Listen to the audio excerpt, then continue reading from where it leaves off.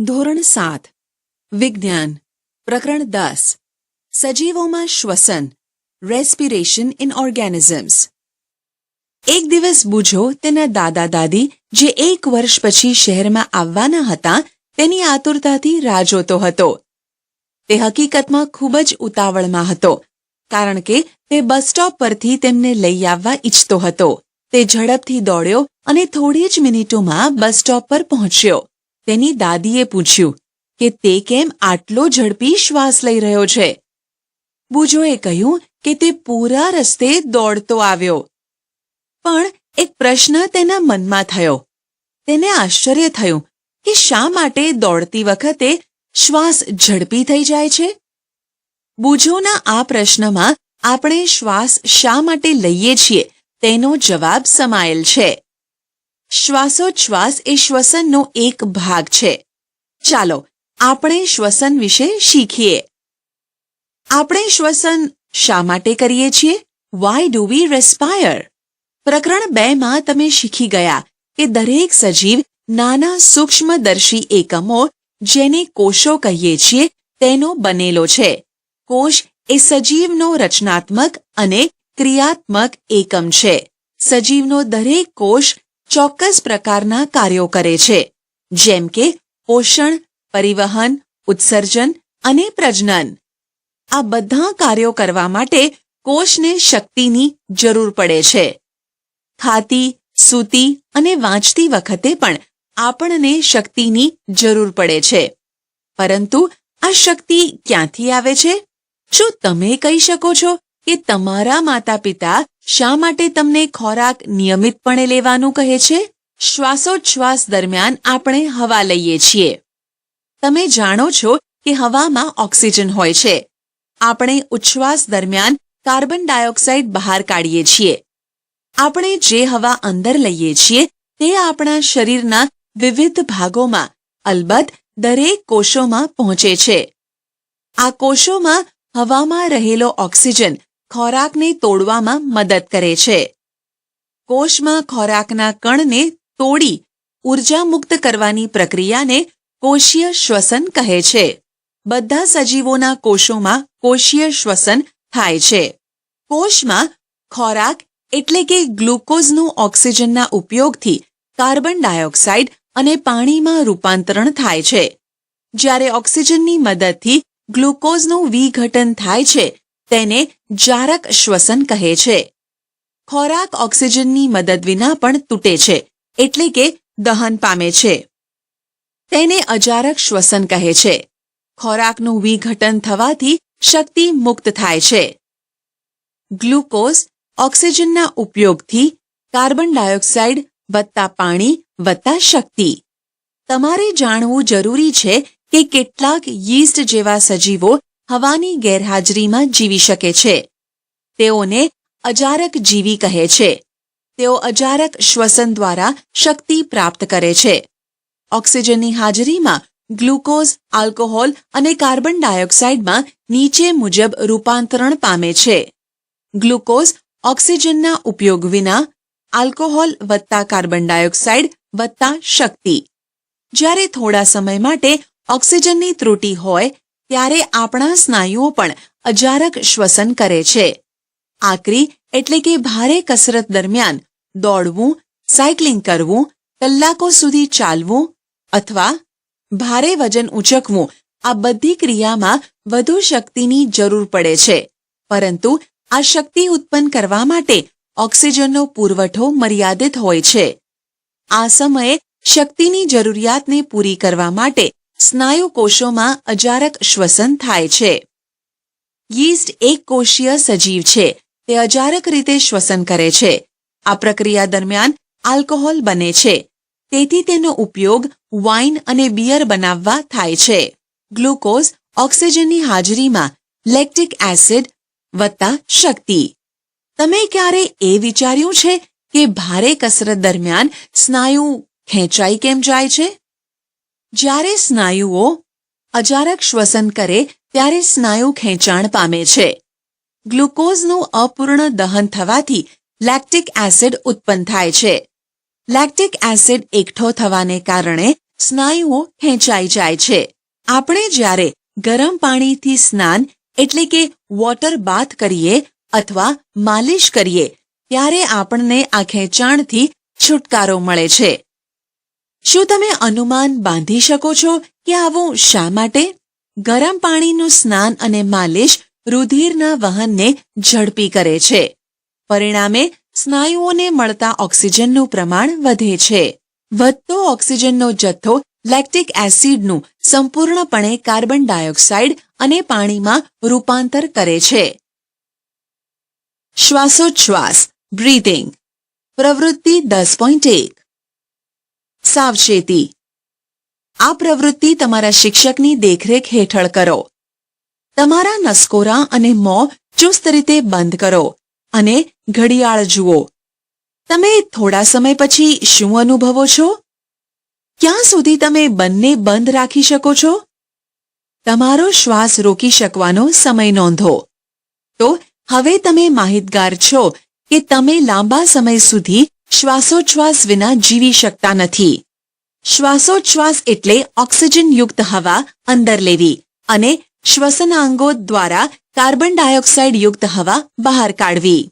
ઓક્સિજનયુક્ત હવા શરીરની અંદર લેવાની ક્રિયાને શ્વાસ એટલે કે ઇન્હેલેશન કહે છે અને કાર્બન ડાયોક્સાઇડ યુક્ત હવા શરીરની બહાર કાઢવાની ક્રિયાને ઉચ્છ્વાસ એટલે કે એક્ઝેલેશન કહે છે. સજીવોના જીવનકાળ દરમિયાન આ પ્રક્રિયા સતત ચાલતી રહે છે.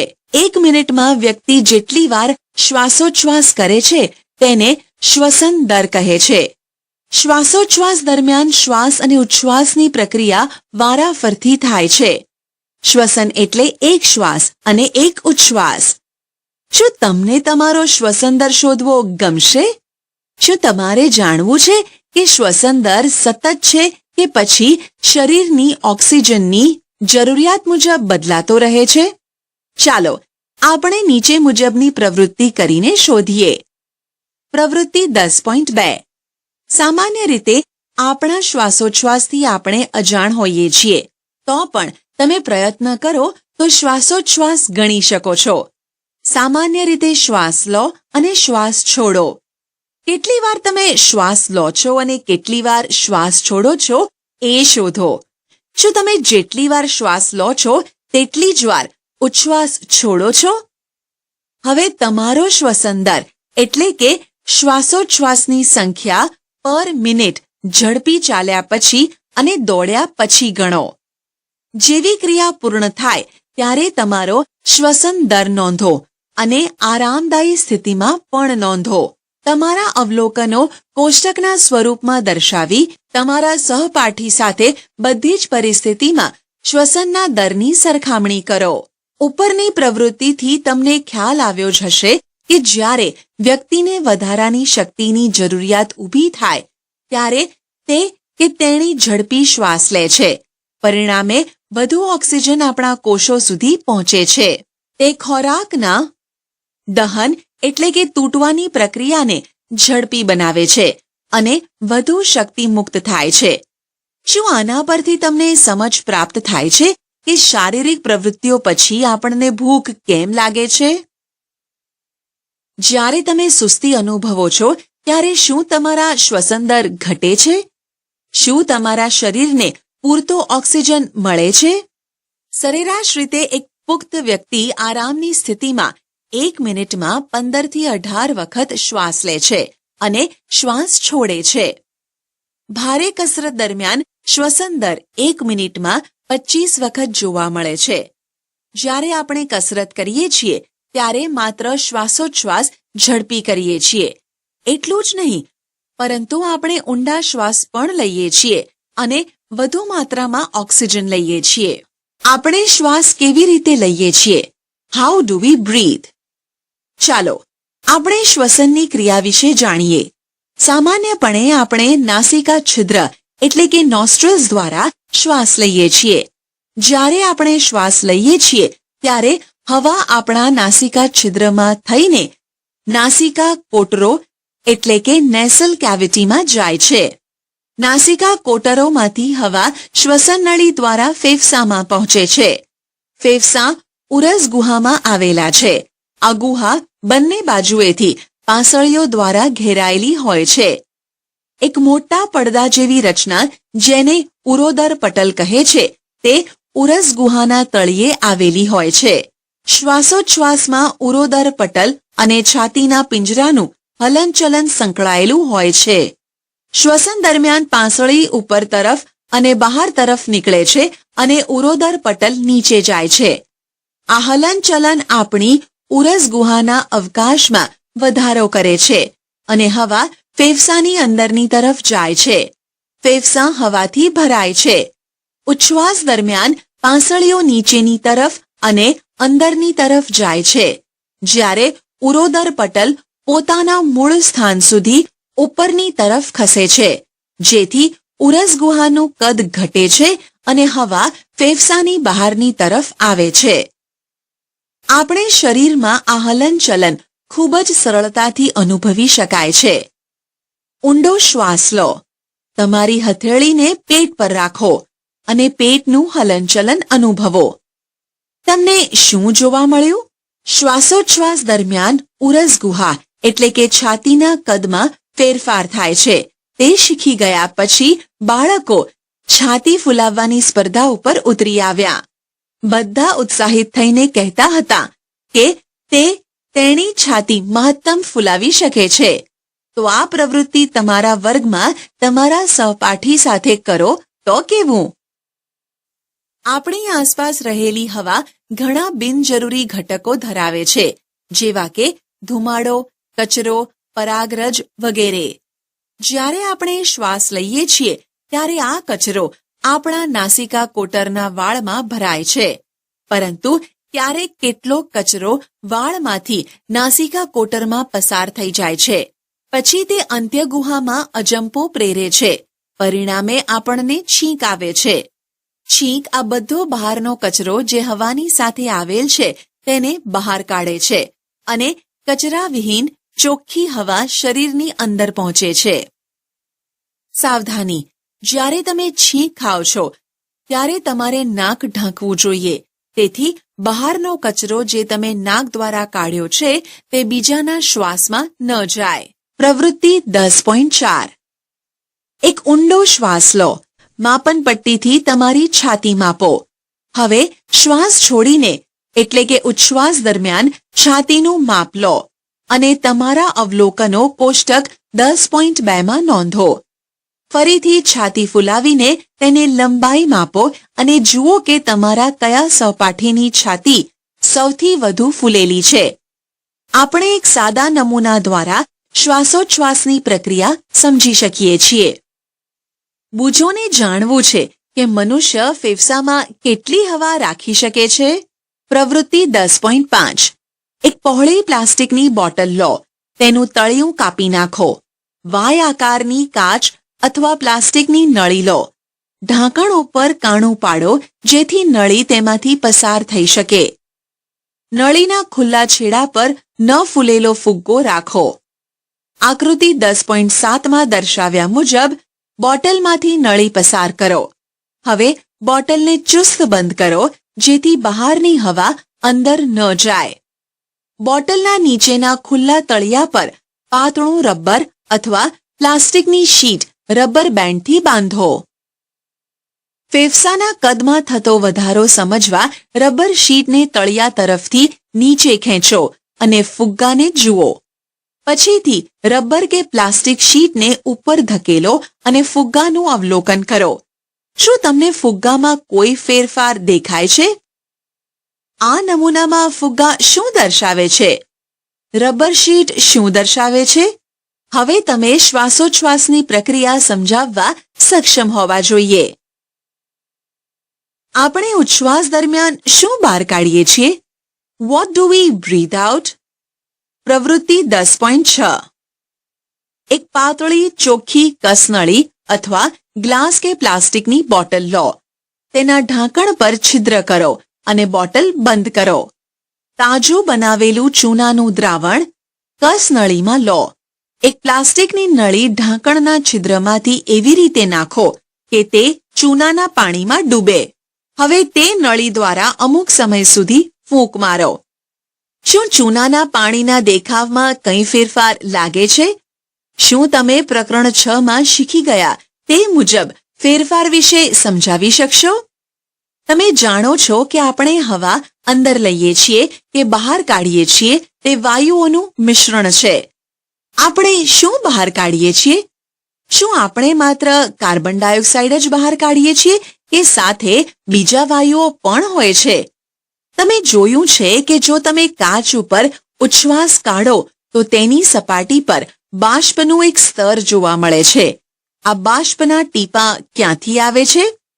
બુજોને જાણવું છે કે શું વંદો, ગોકળગાય, માછલી, અળસિયા, કીડી અને મચ્છર પાસે પણ ફેફસા હોય છે?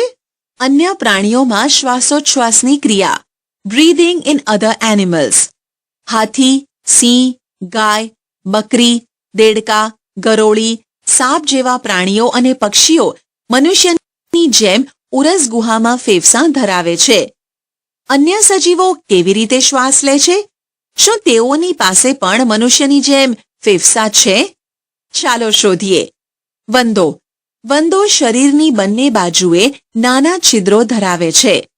અન્ય જીવજંતુઓ પણ આવા જ છિદ્રો ધરાવે છે. આ નાના છિદ્રોને શ્વસન છિદ્ર એટલે કે સ્પાયરેકલ્સ કહે છે. વાત વિનિમય માટે કીટકો નળીઓનું જાળું ધરાવે છે જેને શ્વાસનળી તરીકે ઓળખવામાં આવે છે. ઓક્સિજનથી ભરપૂર હવા શ્વસન છિદ્રો દ્વારા શ્વાસનળીઓમાં આવે છે અને શરીરની પેશીઓમાં પ્રસરણ પામે છે અને શરીરના દરેક કોષમાં પહોંચે છે. આ જ રીતે કોષોમાંથી કાર્બન ડાયોક્સાઇડ શ્વાસનળીઓમાં જાય છે અને શ્વસન છિદ્રો દ્વારા બહાર નીકળે છે. આ શ્વાસનળીઓ માત્ર કીટકોમાં જ જોવા મળે છે. બીજા કોઈ વર્ગના પ્રાણીઓમાં જોવા મળતી નથી. અળસિયું. ધોરણ 6 માં પ્રકરણ 9 માં તમે અભ્યાસ કર્યો કે અળસિયું ત્વચા દ્વારા શ્વસન કરે છે તે યાદ કરો.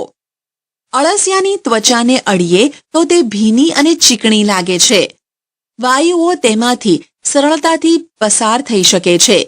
દેડકા જેવા પ્રાણી પાસે મનુષ્યની જેમ ફેફસાં હોવા છતાં તે ત્વચા દ્વારા શ્વસન કરી શકે છે જે ભીની અને ચીકણી છે. જોયું છે કે વ્હેલ અને ડોલ્ફિન વારંવાર પાણીની સપાટી પર આવે છે. તેઓ જ્યારે ઉપર આવે છે ત્યારે પાણીનો ફુવ્વારો પણ કરે છે. તેઓ આવું શા માટે કરે છે? પાણીમાં શ્વાસોચ્છ્વાસ બ્રીધિંગ અંડર વોટર. શું આપણે પાણીની અંદર શ્વાસ લઈ શકીએ અને જીવી શકીએ? ઘણા સજીવો પાણીની અંદર જીવે છે.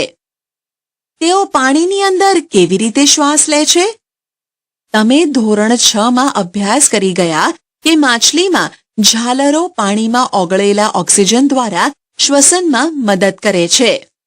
ઝાલરો એ બહારની તરફ નીકળેલી એટલે કે પ્રલંબિત ત્વચા છે. તમને આશ્ચર્ય થશે કે ઝાલરો શ્વસનમાં કેવી રીતે મદદ કરે છે?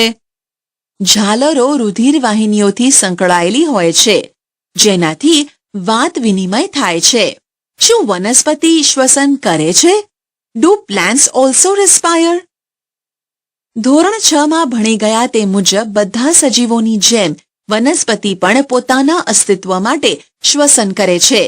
તેઓ વાતાવરણમાંથી ઓક્સિજન લે છે અને કાર્બન ડાયોક્સાઇડ બહાર કાઢે છે. કોષોમાં ગ્લુકોઝના દહન માટે ઓક્સિજન વપરાય છે અને કાર્બન ડાયોક્સાઇડ અને પાણી ઉત્પન્ન થાય છે.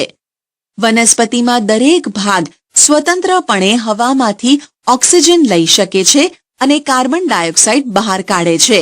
તમે અગાઉ પ્રકરણ 1 માં શીખી ગયા છો કે વનસ્પતિમાં નાના છિદ્રો જેવી રચના જેને પર્ણરંધ્ર કહે છે તેના દ્વારા ઓક્સિજન અને કાર્બન ડાયોક્સાઇડની અદલાબદલી થાય છે. વનસ્પતિના અન્ય જીવંત કોષોની જેમ મૂળના કોષોને પણ શક્તિ મેળવવા માટે ઓક્સિજનની જરૂરિયાત રહે છે. મૂળ જમીનના કણો વચ્ચે રહેલી જગ્યામાંથી ઓક્સિજન લે છે. શું તમે અનુમાન લગાવી શકશો કે કુંડાના છોડને જો વધુ પાણી આપીએ તો શું થશે? આ પ્રકરણમાં તમે અભ્યાસ કર્યો કે શ્વસન એ આવશ્યક જૈવિક પ્રક્રિયા છે. બધા જ સજીવોને પોતાનું અસ્તિત્વ ટકાવી રાખવા માટેની શક્તિ મેળવવા શ્વસન જરૂરી છે.